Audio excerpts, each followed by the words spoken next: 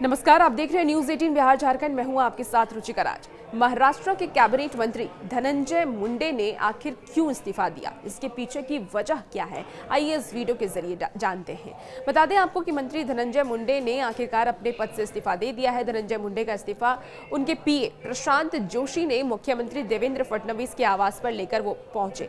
बताया ये जा रहा है कि मुंडे की तबीयत खराब होने के कारण वो नहीं आ सके और सीएम देवेंद्र फडणवीस ने इस्तीफे को लेकर के ये कहा था कि मैंने धनंजय मुंडे का इस्तीफा स्वीकार कर लिया है और आगे की कार्रवाई के लिए राज्यपाल को भेज दिया है। दरअसल धनंजय मुंडे के करीबी सहयोगी वाल्मीकि कराड को सरपंच संतोष देशमुख की हत्या में मामले में आरोपी बनाया गया है और इस दौरान की कुछ जो फोटोज हैं वो सोशल मीडिया पर तेजी से वायरल हो रही थी, जिसके कारण सरकार पर यह दबाव था। यही कारण है कि बीती रात बैठक में सीएम ने मुंडे को इस्तीफा देने के लिए कह दिया था। अब शुरुआत से ही मंत्री की कुर्सी पर संकट था, लेकिन कैसे वो भी जानते हैं। आपको बता दें कि राज्य के खाद्य एवं नागरिक आपूर्ति मंत्री धनंजय मुंडे बीड जिले के परली से एनसीपी के विधायक हैं और इससे पहले वो बीड के संरक्षक मंत्री भी रह चुके हैं। महाराष्ट्र में जो मंत्री परिषद का पहला विस्तार हो रहा था तब भी सरपंच हत्याकांड का मुद्दा गरमाया हुआ था। ऐसा कहा जा रहा था कि उन्हें मंत्री नहीं बनाया जाएगा, लेकिन उन्हें अजीत पवार के कारण मंत्री बना दिया गया, जो महज कुछ ही महीनों तक टिक पाया। अब क्या था ये पूरा मामला, वो भी इस वीडियो के जरिए जानते हैं और क्यों आखिर मंत्री को इस्तीफा देना पड़ा। तो 9 दिसंबर को मसजोग के सरपंच संतोष देशमुख का अपहरण कर बेरहमी से उनकी हत्या कर दी गई थी और इससे पूरे प्रदेश में माहौल गरमाया हुआ था। इस मामले में पुलिस ने हाल ही में चार्जशीट दाखिल की थी, जिसमें धनंजय मुंडे के करीबी वाल्मीकि कराड को आरोपी बनाया गया है। चार्जशीट के बाद से ही विपक्ष सरकार पर दबाव बनाने की कोशिश कर रही थी। सरकार पर आरोपियों को शह देने की जो आरोप है वो भी लग रहे थे। ये भी कहा जा रहा था कि सरकार आरोपियों को अपने अंदर संरक्षित कर रही है, उन्हें बचाने की कोशिश कर रही है। मुंडे जो पहले ही हत्या के आरोपी को अपना करीबी बता चुके हैं, उसके कारण अजीत पवार समेत पूरी महायुति सरकार की मुसीबत बढ़ गई, जिसके कारण इस्तीफा ले लिया गया।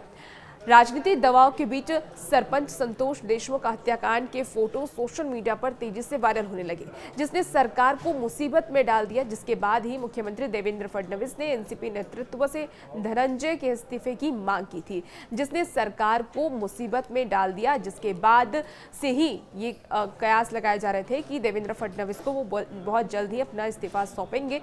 और उसके बाद बता दें आपको कि मुख्यमंत्री देवेंद्र फडणवीस ने एनसीपी नेतृत्व से धनंजय मुंडे की इस्तीफे की मांग की थी।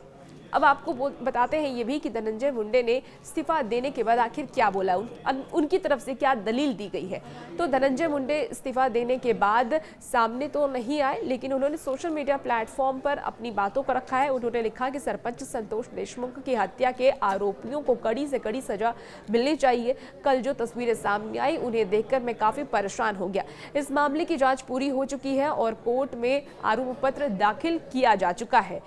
उन्होंने आगे ये भी लिखा कि मेरे सदस्य विवेक बुद्धि की सद्बुद्धि को याद करते हुए और चूंकि पिछले कुछ दिनों से मेरी हालत ठीक नहीं है, डॉक्टर ने मुझे अगले कुछ दिनों तक इलाज कराने की सलाह दी है और इसलिए मैंने चिकित्सा कारणों से भी मंत्रिमंडल से इस्तीफा दिया है। इसे मुख्यमंत्री को सौंप दिया गया है। अब गांव वालों की तरफ से क्या इससे लेकर के आरोप लगाए जा रहे हैं, क्या मंत्री ही इसमें शामिल है या कोई और वजह है, वो भी जान लेते हैं। तो दरअसल गाँव वालों का ये कहना है कि वाल्मीकि कराड के इशारे पर संतोष देशमुख सरपंच को मारा गया क्योंकि वो पवन चक्की प्रोजेक्ट में 2 करोड़ की फिरौती का विरोध कर रहे थे और इसके लिए वो सड़क पर आंदोलन कर रहे थे। आपको बता दें कि बीड जिले के परली तहसील में ये पवन चक्की प्रोजेक्ट लगाना था और इसे ही लेकर के विवाद हुआ, जिसमें सरपंच को मार दिया गया। हालांकि अब आगे की कार्रवाई में देखना होगा कि धनंजय मुंडे पर क्या कुछ और वजहें निकलकर सामने आती है और इस हत्याकांड के पीछे की असली गुनहगार कौन है। और भी ऐसी वीडियोस के लिए आप बने रहिए न्यूज़ 18 बिहार झारखंड के साथ।